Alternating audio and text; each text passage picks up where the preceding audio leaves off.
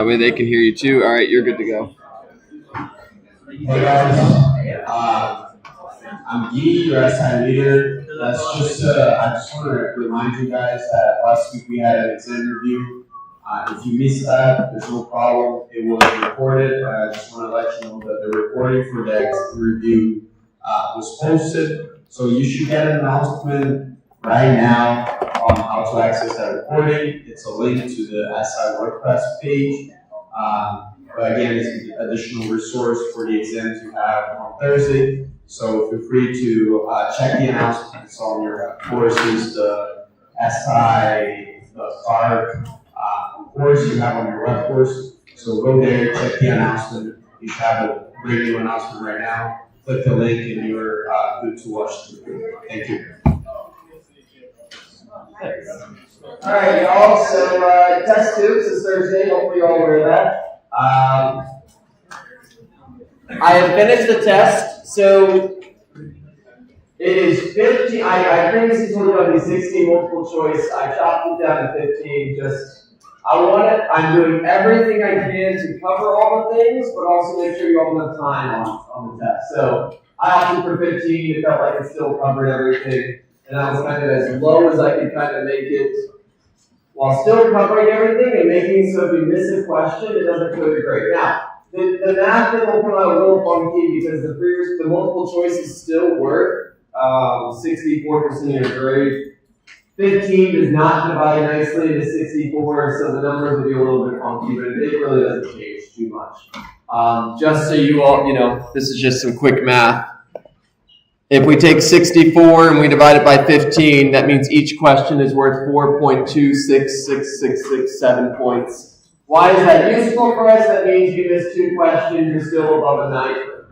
On the multiple choice, you missed 2 questions, but say you get the first response perfectly correct, that means you're still above a 90. You missed 4 questions, you're still above a 80, assuming you get all the points on the multiple choice. If we instead kind of looked at this as a whole, if we have 15 questions and we divide that, 100 divided by 15. So percentage-wise, that's, of course, whatever. You all can kind of do the math on that. But the main reason I want to ask a bunch of multiple choice questions is 1, to cover everything, 2, to make it so if you make a silly mistake, it doesn't kill your grade. So that's why I don't just ask like 8 questions. Because if I ask 8 questions, and you miss 1, that's a pretty big chunk of your grade. Multiple choice isn't out of 100, right? No. It's out of 64. So that's what I showed you.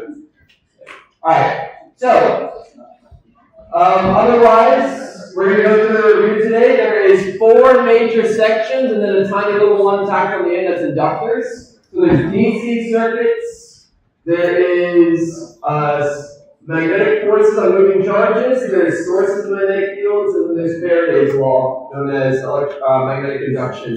And remember, I told you this before, but I'll tell you again, one of the free responses will come from each of those sections. 1 free response is DC circuits, 1 free response is forces of magnetic charge, or moving charges, 1 is sources of magnetic fields, 1 is Faraday's law, and you pick 3 out of the 4 to do.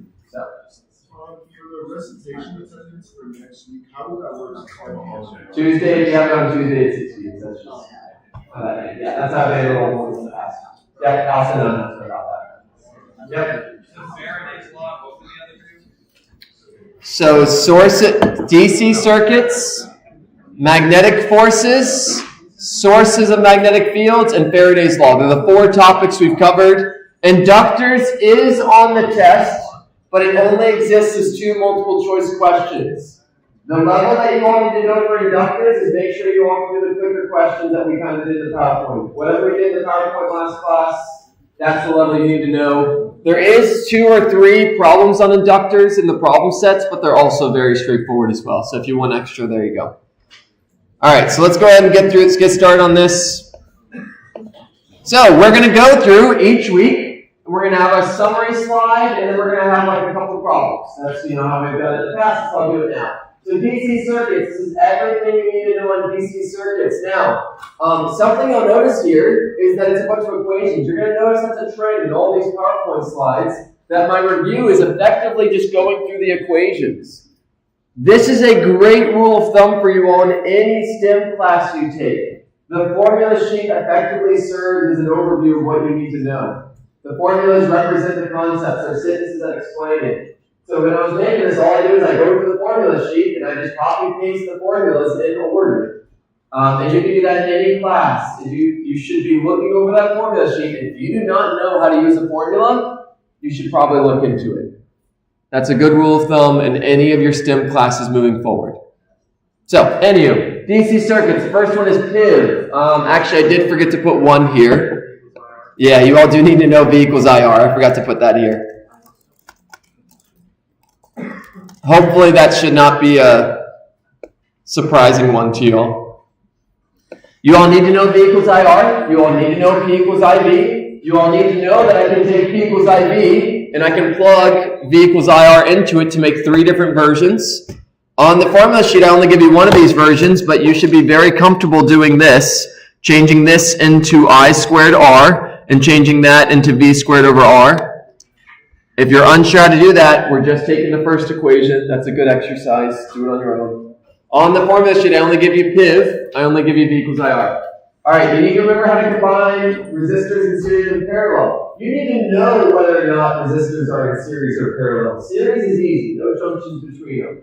Parallel, hopefully you did the practice. We're going to do one today to practice that. You need to be able to identify series and parallel. That's an important skill. Kirchhoff's laws. The sum of voltage in a loop is 0. If you make a loop around it, we'll practice using this picture that I put here. And then we have the junction rule. 2 rules. The loop rule, which is the first one, sum of voltages equals 0. And the junction rule, which is that the currents that go in equals the current that goes out. You all need to be proficient in both of those rules because that's how the vast majority of circuitry, like any software that does stuff with circuitry, it's using those 2 rules. So looking at this picture, again, there's a bunch of examples of. You'll notice that the ones that I emphasize very likely showed up in quizzes. They definitely showed up in the problem sets, all that kind of jazz. So here's a circuit, and if you were in if you're an electrical engineer and things like this, the question would just be, find the current through the 20 ohm resistor. And that would be the question. Now, that takes a bit more time than I want to spend, so what I actually do is I break it into pieces, and I tell you, so how would you do that? You would pick the directions of current. And they're arbitrary. Now on the test, again, I will pick them for you so that we all get the same answers.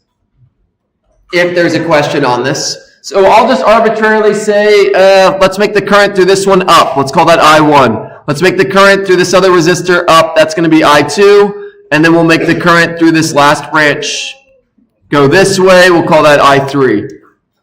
Why did I pick those directions? Because I just did. It's random. Are they the actual correct directions? In this circuit, actually, no, but it doesn't matter. Why do you need current for battery? Just so I can do the junction rule. Yeah, I drew a current. Yeah, that was a good question. Why did I do the current through the battery? I only gave that so we could actually practice the junction rule. Wait, All right.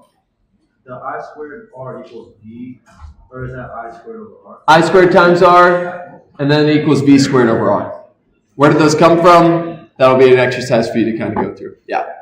So it says P equals IV equals I squared R equals V squared over R. All right. So looking at this, questions I've asked you is I said make like all the loop equations. And I attempted to tell you the direction of the loop. Again, the direction of the loop is arbitrary, but just so we all get the same answer, I pick a direction. So what direction am I going to pick this time? For funsies, let's make a clockwise loop here. You know what? Let's do a clockwise loop on that one as well. Arbitrary, but I will tell you in the test what directions we can follow it. Why are you doing this problem here when it's 2 slides out? Oh, I don't know, for fun. There is more room here. Whatever, that's fine.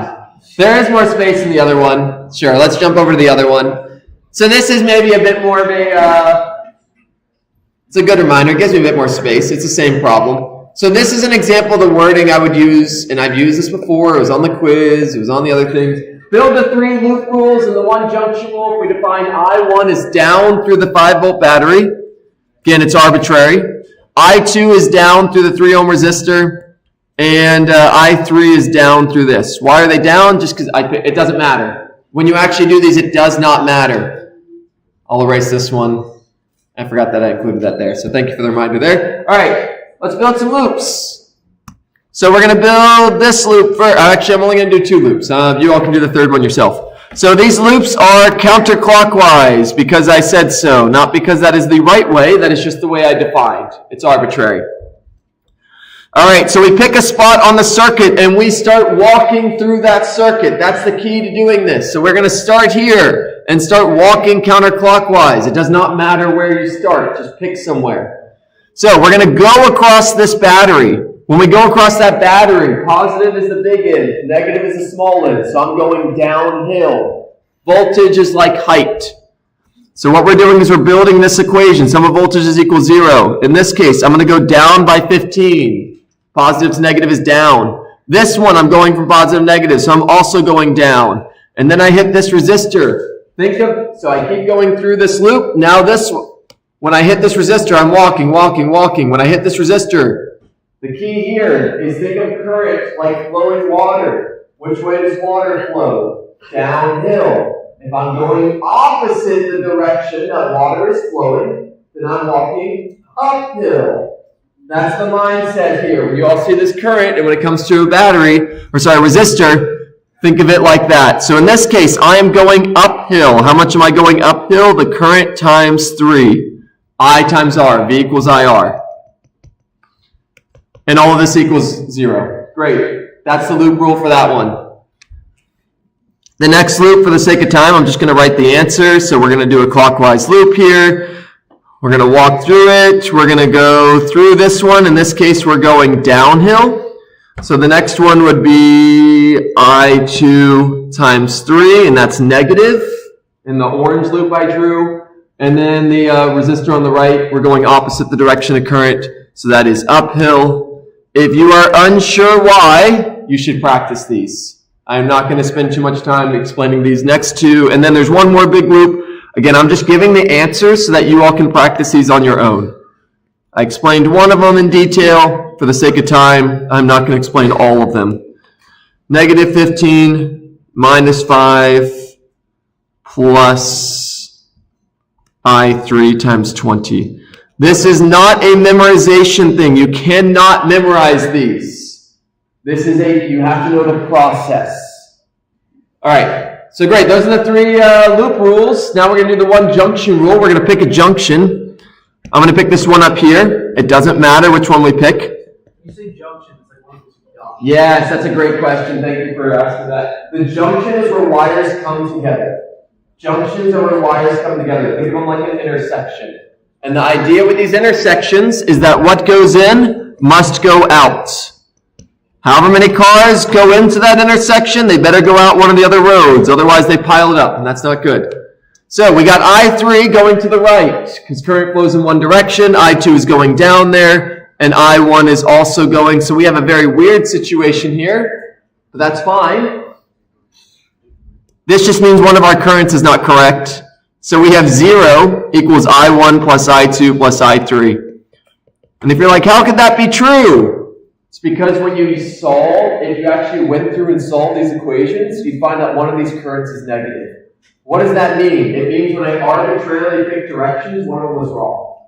And that's fine. The math finds that for us. You can do that exercise for yourself if you want. It doesn't really matter here.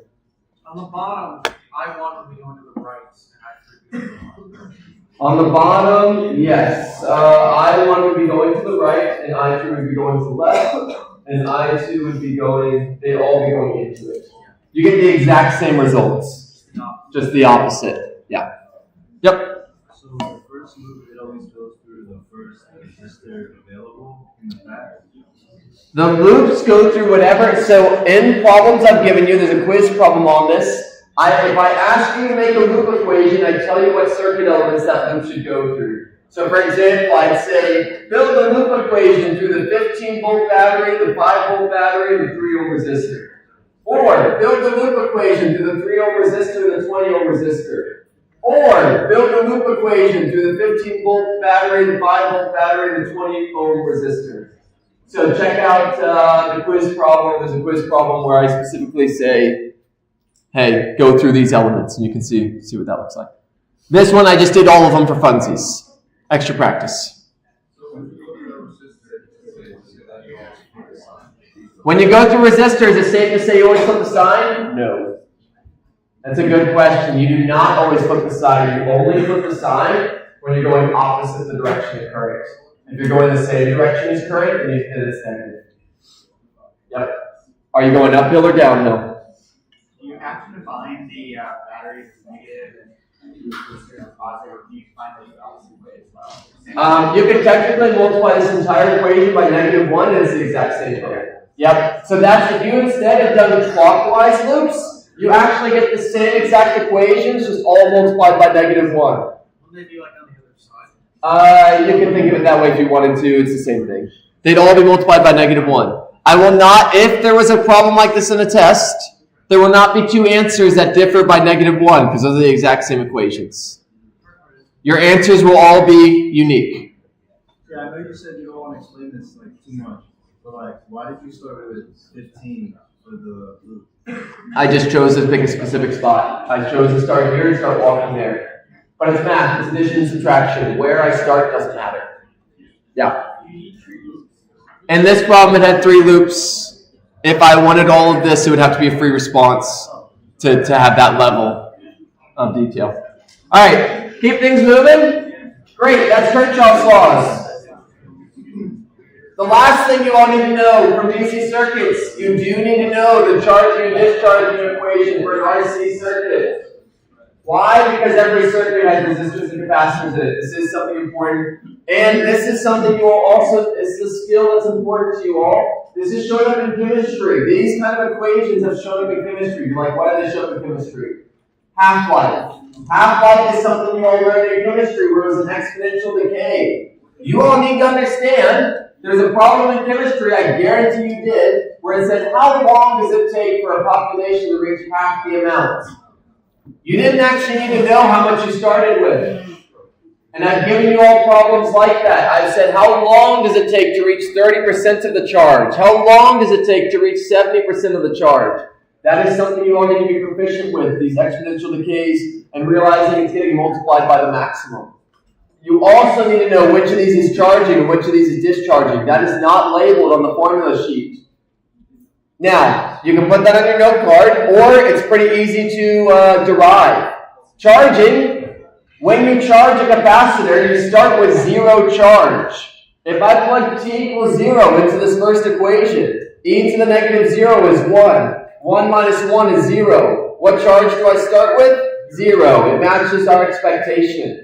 Whereas when we're discharging, we start with the maximum charge. See, at time equals 0, e to the -0 is 1. How much charge do I start with when I'm discharging? All of it. So you can prove, we call these boundary conditions. This is a very useful thing whenever you all have equations. If you're trying to determine which one's which or what's going to happen. T equals 0, t equals infinity. Those are kind of my boundaries. Very, very useful skill. So the Q0, the Q naught doesn't always cancel out. Does Q naught always cancel out? It only cancels out if I tell you the charge as a function of the max charge. Yeah. So if I told you the charge was 3 times the max, well, that's impossible. Half the max charge, 70% of it, max charge. All right. So here's a circuit. Find the net resistance. This is practicing that series in parallel. I actually don't have any problems on here for RC circuits, but you all do need to make sure you can do them. I can promise you there's a question about RC circuits on there. All right. So you need to be able to look at this circuit and identify what can be combined. This is a multi-step process. This is not a one and done. I cannot turn this into one resistor in one step.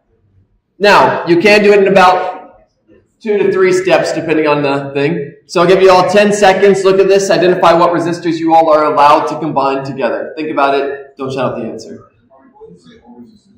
Yeah, that's a great question. That's how I've done, just to make it simpler. All these will have the same resistance, so we can move through this quickly. Yeah, find the net resistance. All resistors have R. That is not a requirement of these circuits. That just makes it quicker. All resistors are R. If I have a problem on the test with this, I will specify it. It is not a requirement that they're all the same. I just do that to make things quicker. We don't have that much time on a test.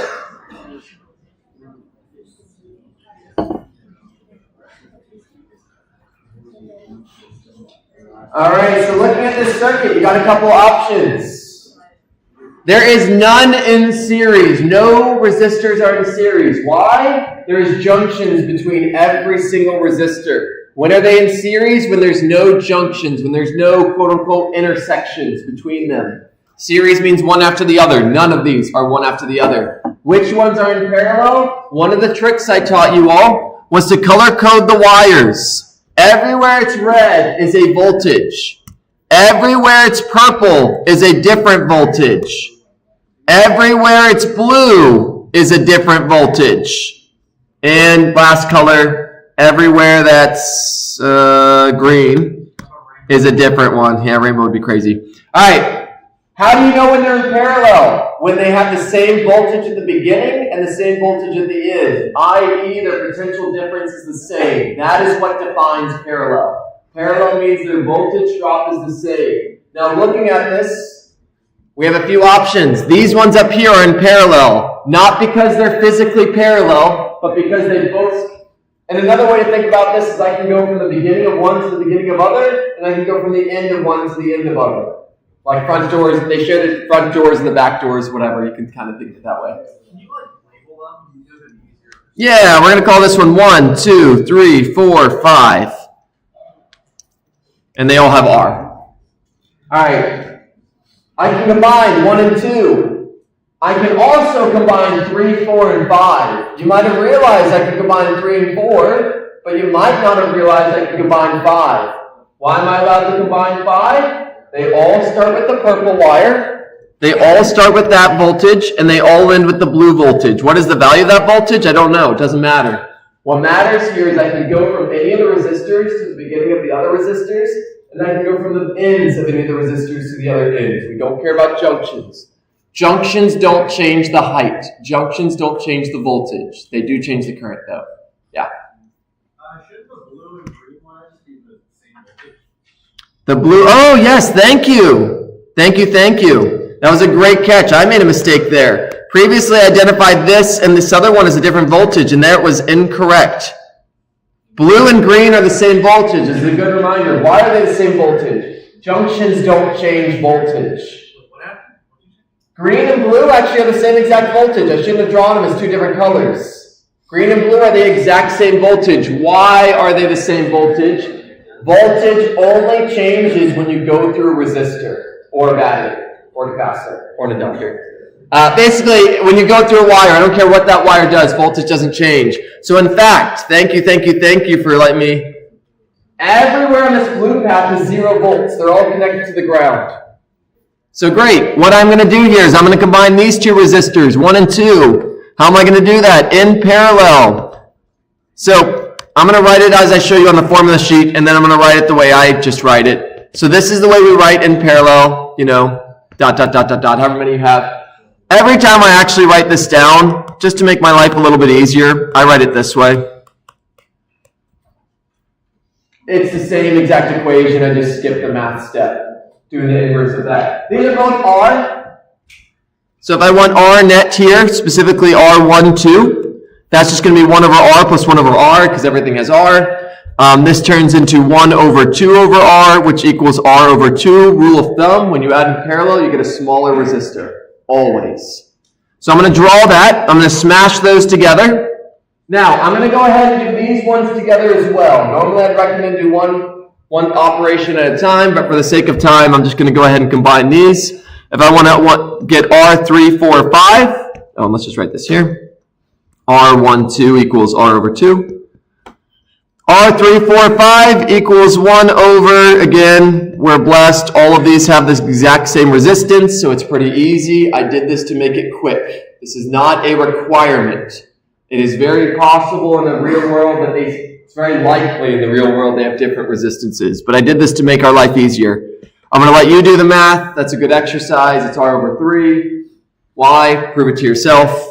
So that's going to turn it into R3, 4, 5, and that's going to equal R over 3. And then if you really want, we can bring it on down to the ground over here. At this point, it doesn't really matter where the ground is.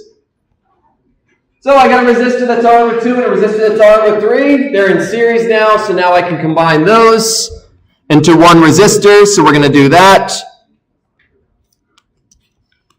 So boom, one resistor. What do we call this resistor? 1, 2, 3, 4, 5. Can you just say R-net? I could also call it R-net. Yeah, sure. Let's do that. Let's do both. All right, add these together. These do not equal R over 5. Don't make elementary school math mistakes. It's a test. I know there's a lot going on. And when that happens, you might forget how to add fractions. Be careful. This equals R over 2 plus R over 3. That does not equal R over 5. You got to do least common denominator, algebra skills. So this is going to come out to 5R over 6. Be careful. I know in a stressful environment like a test with a lot going on, some mistakes might happen. Now, a problem this involved, this again is a level of free response. This took many steps. This is not quick. If it was just like 2 resistors or 3 resistors, that would be a multiple choice. This level. Now, what could I do with this? What could I do with this? There are several things I can do with this net resistor. I could now find the current through this net resistor.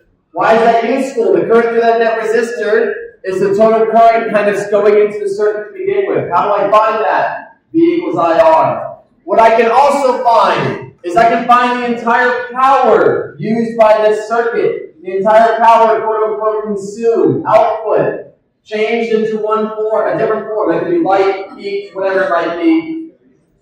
How would I find the power in this entire circuit? I cannot find the power in every single resistor and add it up. That would take forever. I turn it into one resistor, and then I use P equals V squared over R. I know the V, I know the R. Boom, easy. You got the power used in the entire circuit. What would you do then if it's like find the voltage of like resistor 3? Yeah, if I said find the voltage of resistor 3, you'd have to work backwards. You'd have to find the current in this resistor. Then you take a step backwards. That would be the current in each of these resistors. That would then let you find the voltage of each resistor. Then you take another step back, and that will tell you the voltage in each of the ones before it because they're in parallel. These are important skills. Make sure you can do it. All right, that's 1 week down. Now, someone in my other class requested this. I think it was a good recommendation, so boom, there it is. Don't write in rules. A nice summary table. Make sure you all can do these. Notice that the steps in these are not 1, 2, 3. They are bullet points because there's not a requirement that you go in this order. So, for example, let's look at the first one. Force in a moving charge. So the way this rule works, the way I've been teaching it to you, is fingers in the direction of the velocity or the current, not V divided by I. It depends what I give you. It's either velocity of the moving charge or the current. You need to be able to swing your fingers towards B, and your thumb will point in the direction of the force. Now, I haven't done this to you all, but it is doable. I'm not going to do it on the test. I could technically give you the direction of the force and the velocity and say find the field. That is, I'm not going to do that in the test, but this does work backwards. It does work that way. So in this example, though, fingers in the direction of velocity. My velocity needs to swing in the direction of B. And that gives us the direction of the force on this charge. If y'all are wondering why am I doing this, what's the point? This seems so ridiculous, such a convoluted method for doing this problem. This is how you do every single cross product that you will ever learn in any single class. So in this, you all are finding the force. It's QV cross B. You are finding the direction of the force due to a cross product. You're going to learn more cross products in your future classes. You've already learned another cross product in one of your other classes. You all learned in Physics 1, hopefully, maybe, torque equals R cross F. The same thing, yeah. But just to connect it to another equation, how do you find the direction of torque? Right-hand rule number 1. So, anyway, fingers in the direction of B. I need to swing my fingers in the direction towards B. Great, into the page. Next right-hand rule, and you need to know the purpose of these rules. Right-hand 1, find force on moving charges. If it's a negative charge, it's the opposite.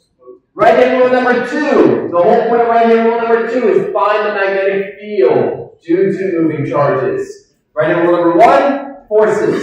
Right-hand rule number 2, direction of magnetic field. How do you do this one? Thumb in the direction of current, your fingers will curl to make the circle that the magnetic field makes. So if we look at this picture here, my thumb goes into the page, it makes a circle that's counterclockwise. Now if I want to find the magnetic field at some specific spot, yeah, thank you, clockwise, good correction. This is clockwise, what's the direction of the magnetic field above it? It's tangent to that circle. So I picked a random spot above it, and that's actually how these problems will go. Hey, what's the direction of the magnetic field at this spot? In this case, right above it is to the right below it is to the left. And you can find everywhere in between. The brute, I don't know what you want to call it, simplified method, thumb in the direction, keep your hand flat, all points in the direction of the field at the top. Yeah. May you demonstrate number one? Because I was trying to point my thumb to the X and like. So fingers in the direction of B. Fingers can only curl down. I need to curl towards B. Thumb points into the page. So. Yep, they got to swing towards B.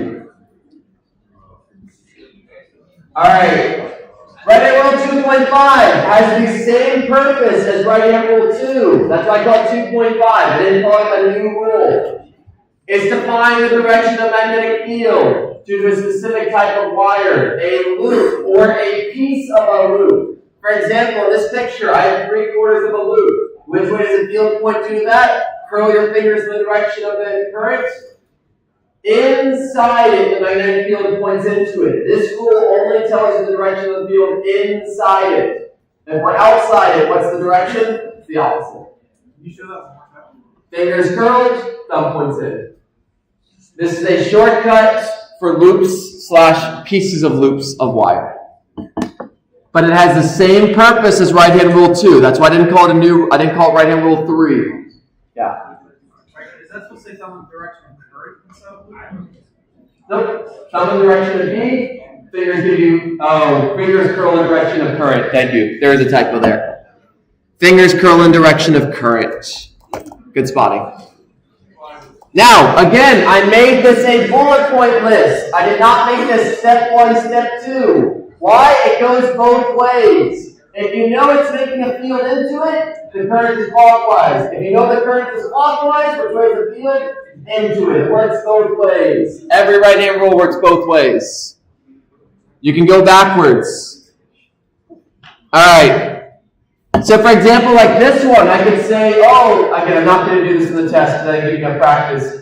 I had a current carrying wire. Above that current carrying wire, the field points to the right. Which way is the current going? It works that. Okay, I know it's going to make a circle. It's going to go that way, and you can go backwards. I'm not going to do that in the test, though. But they do work backwards. Why wouldn't they? All math works backwards. That's what algebra is. For right hand rule 2.5, isn't that direction of current? That's what I was asking. Thumb in direction of B, fingers curl in the direction of current. It says direction of B due to the arc of the wire, but it says we're finding the current. You can do it either way. It goes. Use 4. Isn't its purpose to find the direction of current? So this right rule 2.5? At the top. Direction of B due to arc or loop of wire. Yeah. Yeah, it goes both ways though. You can find the direction of the magnetic field due to a current carrying wire, or you can find the direction of a current carrying wire due to a magnetic field. One causes the other, so I wrote it the way that the current causes the field. Alright, force and moving charges. Look, there's those cross products. They are given as cross products on the formula sheet. You need to remember a cross product be written as just the magnitudes times sine of theta. If you really, I think you can do it back here, so you can't really do it. Well, you can do the cross products if you really want to. Alright, there's the equations. The force is always perpendicular to the direction of motion in the magnetic field. That's why you do right-hand rule. When y'all doing right-hand rule, your thumb is perpendicular to your other two things. That is secretly what you've been doing this entire time. When you give a thumbs up, your thumb is perpendicular to your fingers. That's why we use the right-hand rule. It's a convenient perpendicular object that you have always available to you. Alright,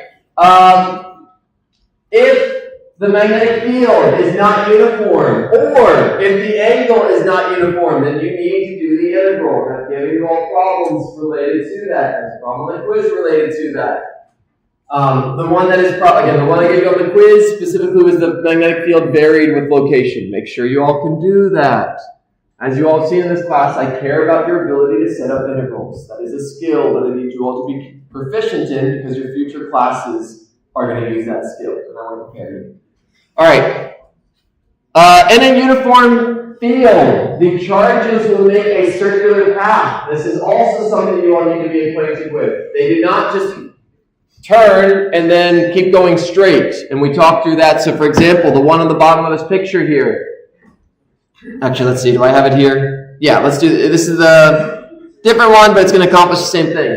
Find the direction and magnitude of the force. If v equals 3 meters per second and v equals 5 millitesla, what will the path of the particle look over time? I have a positive charge going to the bottom right. In a magnetic field pointed into the page, we are solving for force. Force in a moving charge is Q times the magnitude of V times the magnitude of B times the angle between these. In this picture, the angle between the direction of velocity and the magnetic field is 90. What's the charge? Yeah, great question. Actually needed to give that. If you do that, find the direction, magnitude, force on a proton. Now I don't have to give you that. Just to see if you remember that. Thank you. You did need that. All right. The angle here is 90. Yes, the particle is moving at an angle. I don't care about the angle it's moving. I care about the angle between it and the field. Between V and B. What is the angle between V and B in this? 90. So this one's going to equal 1.6 times 10 to the minus 19. That is the charge of a proton. It's still in the formula sheet. V is going to equal 3. B is going to equal 5 e to the minus 3 because we don't forget to convert our units. And then you do some math. You plug it in your calculator. On this test, only about somewhere between 30 to 40% of the multiple choice actually require you to use a calculator. The vast majority do not actually use a calculator, again, for the sake of time. It makes things quicker. If you can build the equation, plugging in numbers should be an easy step, but it does take longer and there's chance of mistakes and all that. So only 30 to 40% of the problems actually have you plugging in numbers. Is that a 2 or 7? Where at? 2.4 times 10 to the minus 21. Rule of thumb, if I write a 7, I'll put a little line through it for that exact reason that 2's can look like 7s. It's a nice little notation trick. All right, there's the force. It's really small. It's a proton. It's not very big. Now, what will the path look like? I'll let you all spend about 10, 20 seconds thinking about that. It's a good question. What will the particle do over time? Which right-hand rule do we use? What's affecting it? So there's 2 right-hand rules. That's a good question to think about. What's the purpose of the 2 rules? Which one is applicable to this problem?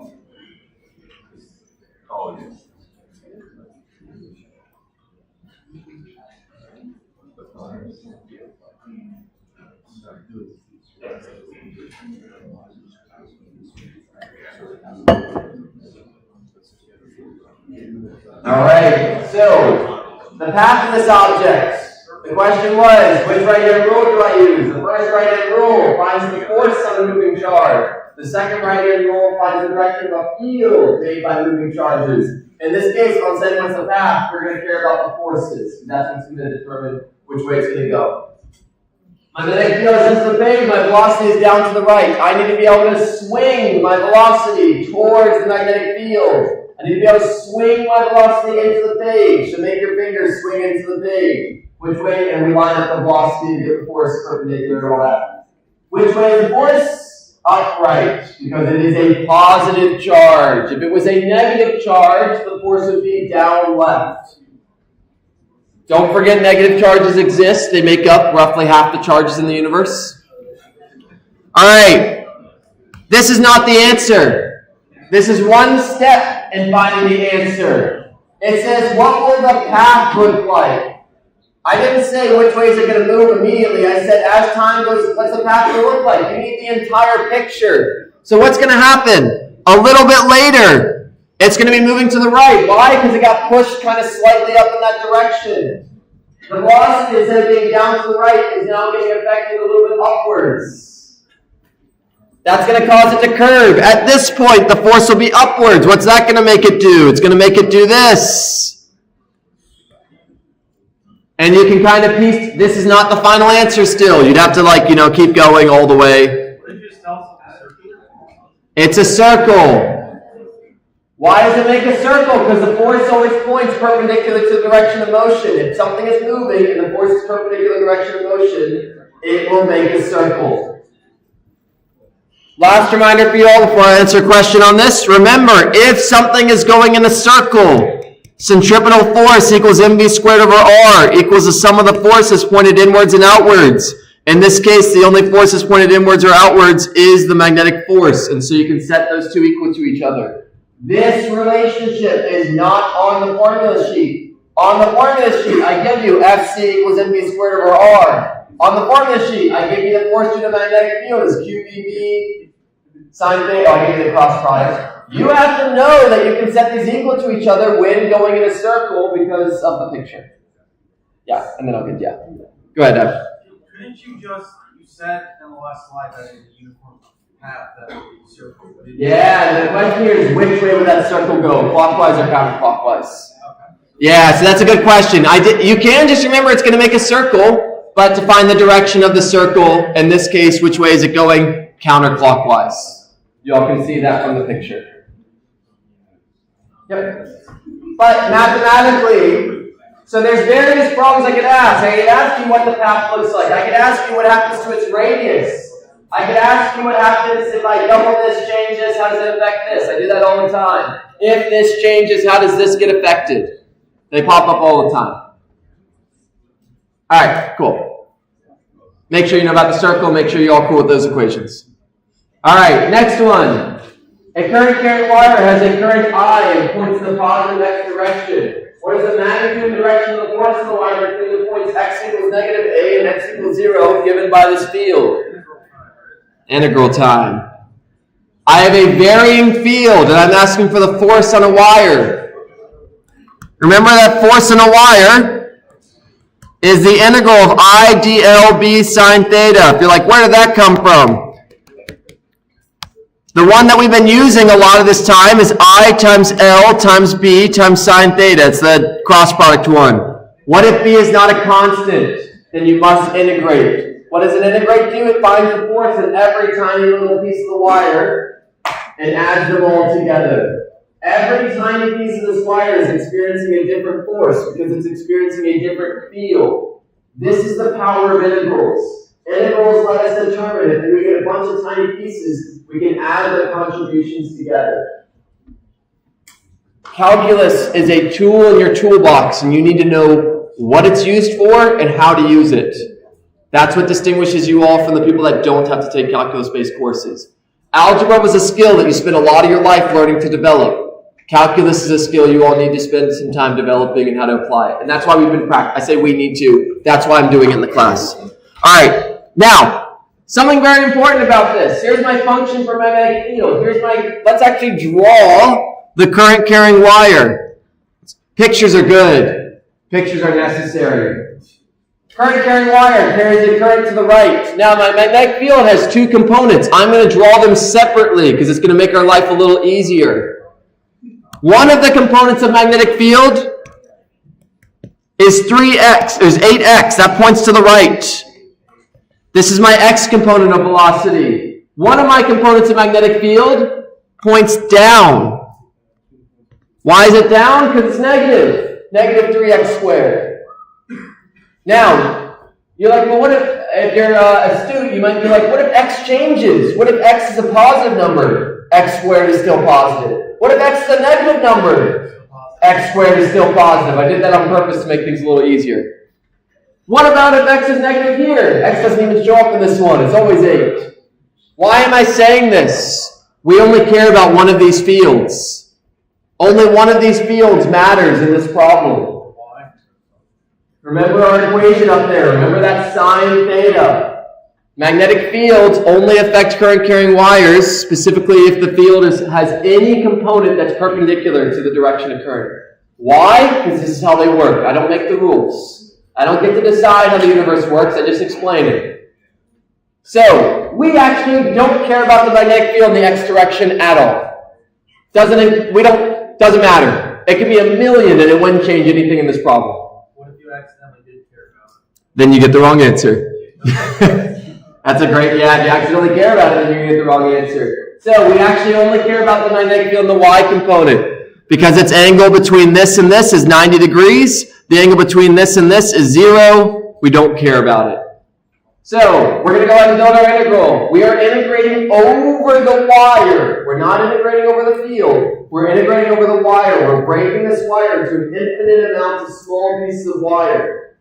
And if we can find the force on each infinitely small piece of wire, we can then add them all together. So, what variable am I going to integrate over? Which way does my wire travel?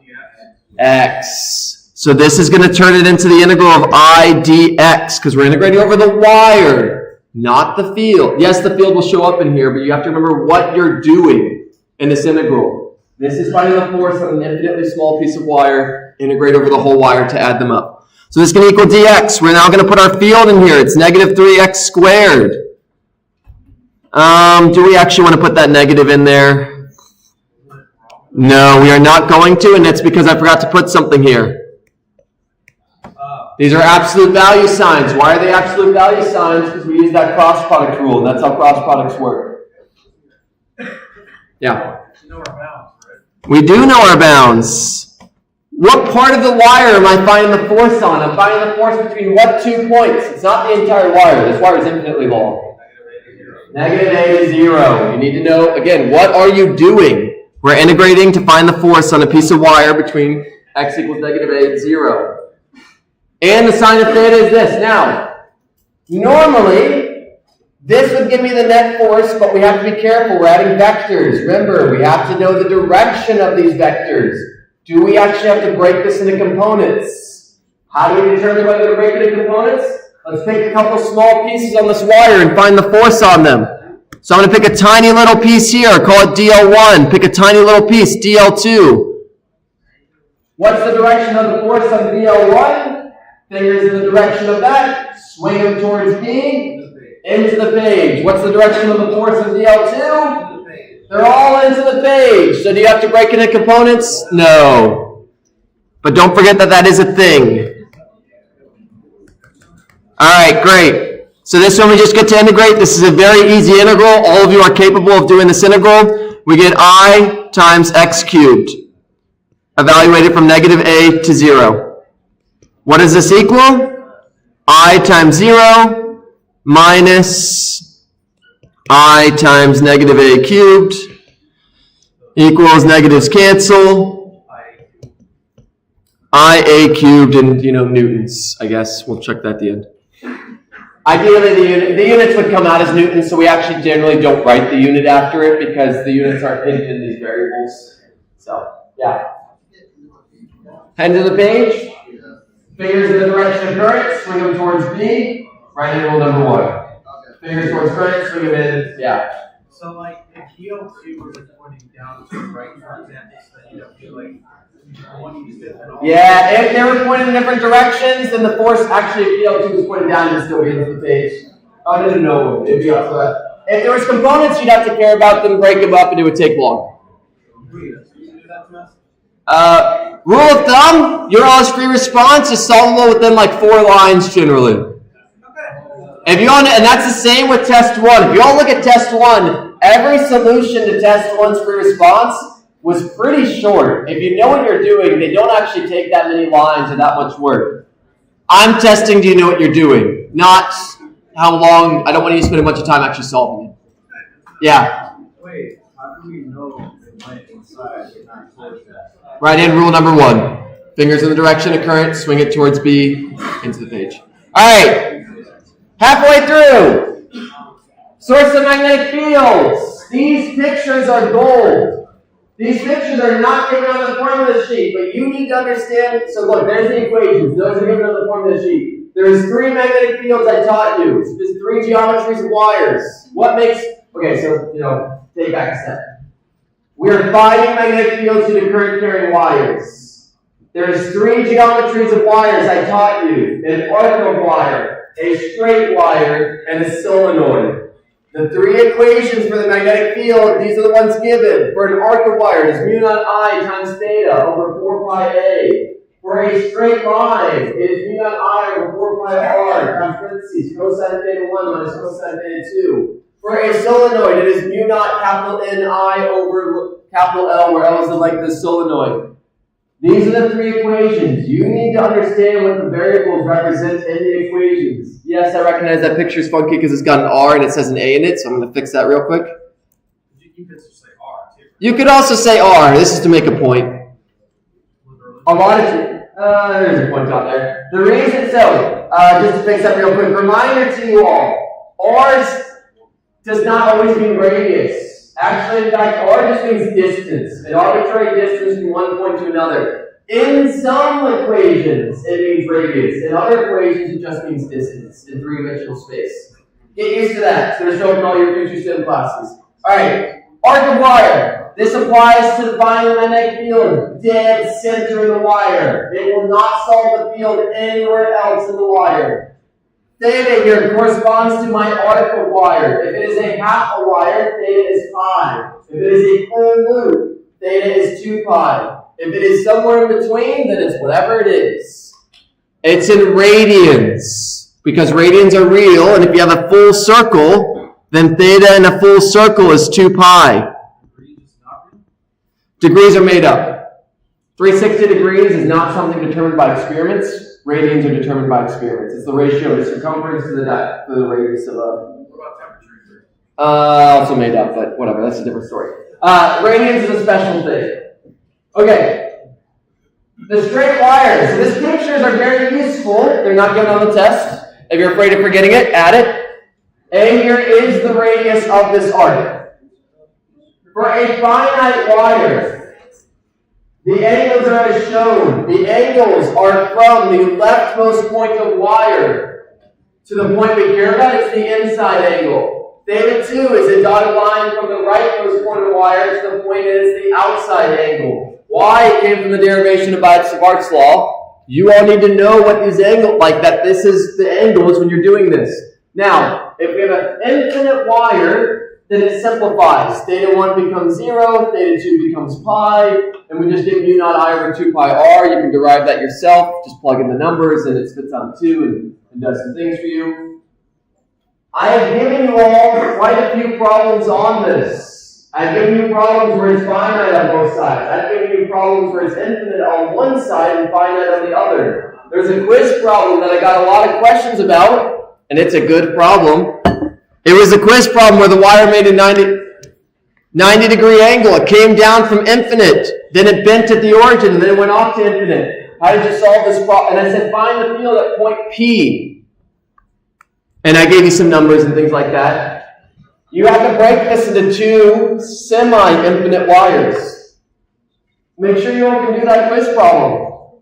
Because if you can't do it now, or you won't be able to do it if anything shows up like it on the test, I need you all to be able to use this finite wire.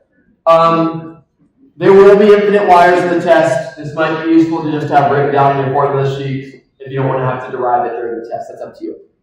But I'm not going to give you the infinite wire because it's easily derived from the finite wire that I do give you.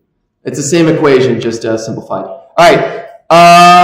Something I do want to point out, and I specifically made mention of here, and this also showed up in the problem set. If you are in line with the wire, I don't exactly know how to word this better. If you are lined up with the wire, so you can see here I picked some dots here. The magnetic field at that point is 0. Why is it 0? You can actually do it with these angles. Theta 1 turns into pi, and theta 2 is also pi. So mathematically, it does work out. But that is a rule that you all need to remember. If you're in line with a straight wire, everywhere on that line, the magnetic field is 0, even if you're off the wire, as long as you're lined up with it. Again, you can prove that. Theta 1. What is theta 1 here? It's pi. What's theta 2? You can kind of draw that for yourself. I don't have it's a little tricky to draw. All right. Solenoid, you do need to know this equation. It's on the formula sheet. You need to know it. N is the number of loops. I is the current. L is the length of the solenoid. This can be rewritten as mu naught times lowercase n times I. Lowercase n is just n over L. And if you have multiple wires, find the magnetic field due to every wire, and then add those vectors together. Yeah, lots of problems. Almost the entire problem set in this section is doing that. So if you haven't practiced this yet, then you're going to want to. All right, so here's the situation. I have a wire coming down from infinity, and then it goes left, and then it goes down. And then I have a circle loop. And I say, find the magnetic field at the center of that loop. We need to break this into pieces. We do not know how to solve the equation for a wire that looks like a, I don't know what you call that, lightning bolty kind of thing? Whatever. None of them look like Pac-Man per se. So we're going to call this one 1, 2, 3, and 4. Break it into pieces. I got a straight wire down, straight wire left, straight wire down in a loop. 4 pieces of wire. We're going to find the field due to each of them. Now, the magnetic field, they all carry current I. Make this easy. The magnetic field due to the current carrying wire 1 is 0. Why? It's in line with the point. That was the idea I just conveyed to you all. The point that I care about, you need to know where you're finding the field. We're finding it at point P. Point P is in line with current carrying wire 1, so the field is 0. Should we assume on the test that magnetic fields are always in Tesla or that? Yes, that is actually, the question was, should we assume that magnetic fields are always in Tesla? Yes, that is the base unit for magnetic field. Wasn't there another one? There is, he's not the base unit though. Yeah, all our equations spit out Tesla. Yep. It's a good question. Just like all force equations spit out newtons. All right. Wire 2. This one. We're going to look at wire 2. Now, this one's going to be a little bit funky, but this is theta 1. This is theta 2. Why? It's the picture I gave you on the last problem upside down. So wire 2 does this.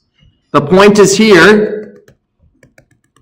So if I just took this picture, and unfortunately it's a little tricky to flip it around, but if I take this picture and I flip it around, you all can see that this is theta 1 and this is theta 2, and it matches the picture I gave you before. All right, so this is going to be theta 1, this is going to be theta 2, this outside angle. So B2 is going to equal, again, I'm going to zip through this because we're running out of time. Thankfully, Faraday's law was the last thing we covered, so we're getting there. All right, so mu naught I over 4 pi r times cosine theta 1 minus cosine theta 2. Very important here, r is not a. R is 2a. This distance is a, this distance is a. What's the distance? 2a. Mu naught I over 4 pi times 2a times cosine of 90 minus cosine of 135. I'm going to let you figure out why it's 135. Now, great, you can find out what those values are. What I also want to mention is this magnetic field is going to be out of the page. Out of page. Why? Right-hand rule 2. Again, good practice for you all to try. So that's the magnetic field due to current carrying wire 2. You can simplify that on your own. Magnetic field due to current carrying wire 3 is going to be the exact same equation. And again, I'm just going to put the answers here. The one of them is, no, it's actually fine. Mu naught I over 4 pi times 2a times cosine of 45 minus cosine of pi. Oh, and I know I'm using angles here. I'll stick with this, it's fine. Cosine of 180. When you're working in cosine and sine, you can use degrees, you can use radians. I chose to just use degrees here, it's fine. It works out the same. Yep. Why is it 135? I'll let you figure that out.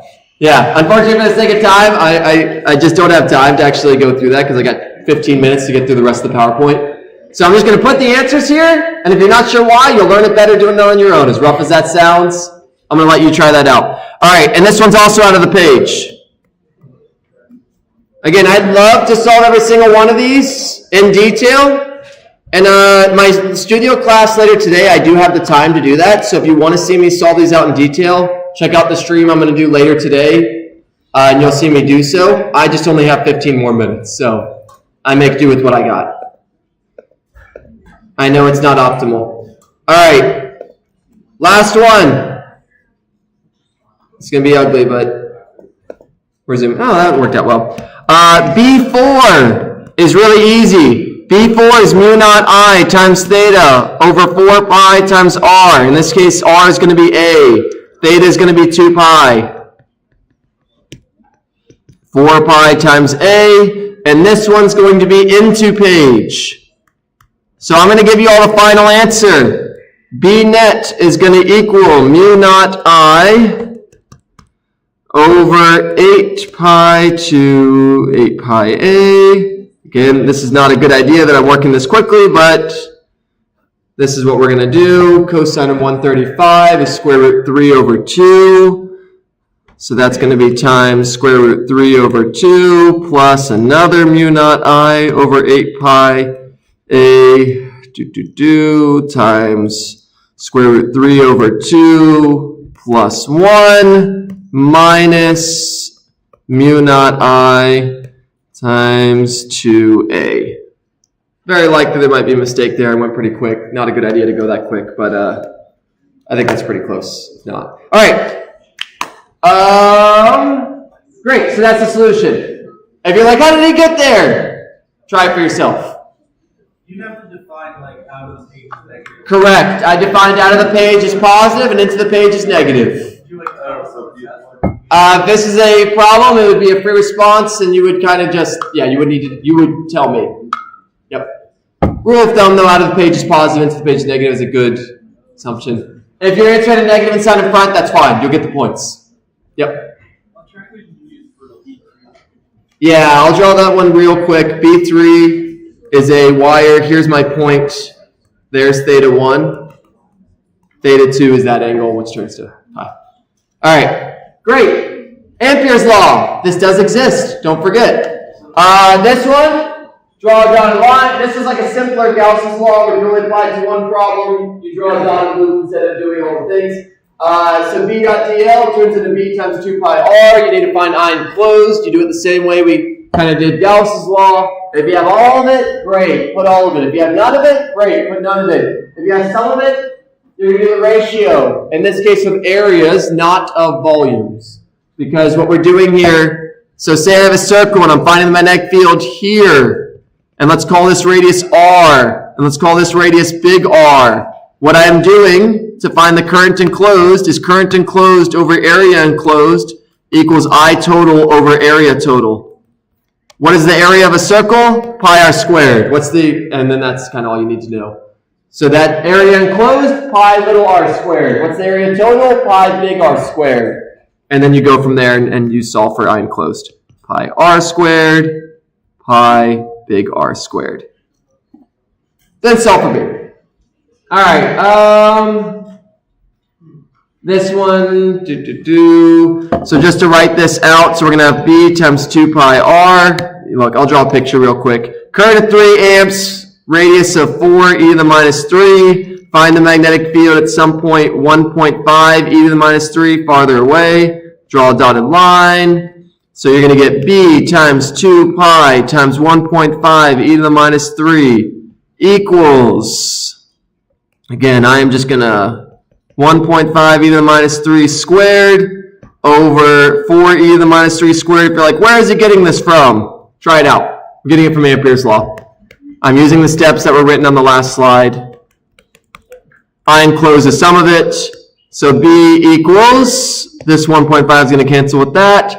So this is going to be mu naught times 1.5 e to the minus 3 over 2 pi times 4 e to the minus 3 squared. And that's a number that you can plug in a calculator and find. So great. I'm right now just trying to give you all a skeleton so that when you look at this later, you can check if you're doing it right. That's what I'm trying to kind of get through these quickly, to give you all something so when you're studying, you actually have answers. And at least a little bit more than just the answer. All right. Last major thing I need to cover. We got to it, and I got 10 minutes to get through it. Faraday's law. This is how generators work. So it's a very, very important idea, considering we rely on electricity for everything nowadays, and we got to make electricity. First, we define magnetic flux. It's how many field lines go through something. It's B times A times cosine theta. B is the magnetic field. A is the area. Theta is the angle between the magnetic field and the area vector. The area vector is the vector perpendicular to the surface. Faraday's law says if I have a change in flux, I get an EMF. What is EMF? We pretend like it's voltage to make our life a little easier. It acts like voltage, so it's a good thing to do. And because it acts like voltage, if V equals IR, then EMF equals IR. If there's a voltage, there will be a current. That is a rule of thumb. If there is a change in voltage between any 2 points, electricity will flow through that wire. Alright, as long as there's a wire to connect it to. There's 3 things I can change. I can change the field, I can change the area, I can change the angle. Changing the field is fairly straightforward. You just take the derivative of it with respect to time. Changing the area, fairly straightforward. Take the derivative of it with respect to time. If the angle is changing, we had to remember some rotation things. You all need to remember that theta equals omega t. Why does theta equal omega t? The same reason that x equals v times t. If you have a constant velocity, velocity times time will give you how far you traveled. If you have a constant angular velocity, multiplying that by time will tell you the angle that you traveled. So if you're cool with x equals vt, it's the same thing, just with angles. The result of that is that, and you have it down here, the theta turns into omega times t, and omega you can turn into 2 pi f if f is given instead. F is how many revolutions per second. Omega is how many radians per second. So one's a rate of change of angle, the other is how many rotations per second. They are used for different things. They unfortunately have the same unit. I will specify which one I give you. If I say find frequency, find F. If I say angular frequency, find W. You do need to know the difference between those. Every single one of you. Comp sci is always kind of the funky one. Pretty much every single one of you all need to understand frequencies and oscillations because things repeat themselves. W is omega, yes. Theta equals WT. Yep. All right. And the last little thing is if you have a sliding rod, there was an equation. It's actually on the formula sheet. The voltage generated by a sliding rod is BLV. That's given. I'll show you all. I think I have a picture. Yeah, I got a picture. Great. So this is all the mathy stuff. We'll do some practice with it. There's lots of other practice out there. All right. What is the equation made by an EMF? What is the equation for the EMF made by a square loop with size L in a magnetic field B, rotating with a frequency of F? We're going to assume this rotates to actually make an EMF. There is a way that it rotates that nothing happens. That's boring. That's not going to be the one we're going to look at.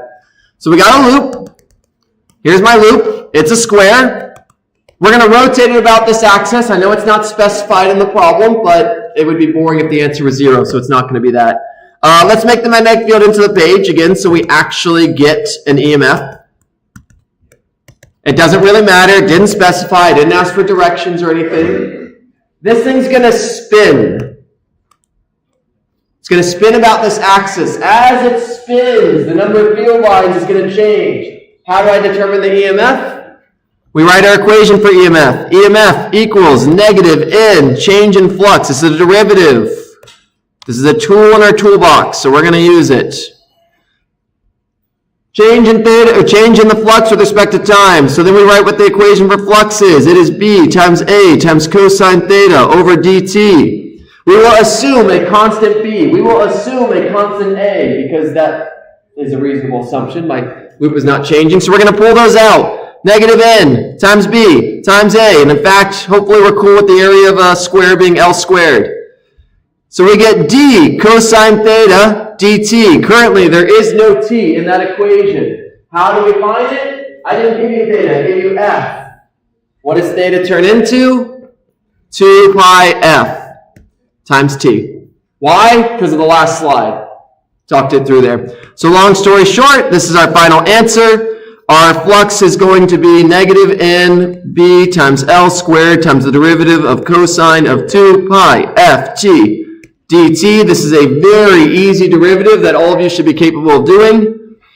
So we get The negative goes away, the b is there, the L is squared, get the middle side, so we get 2 pi f from doing chain rule, and then we get sine, and I ran out of room, sine of 2 pi ft.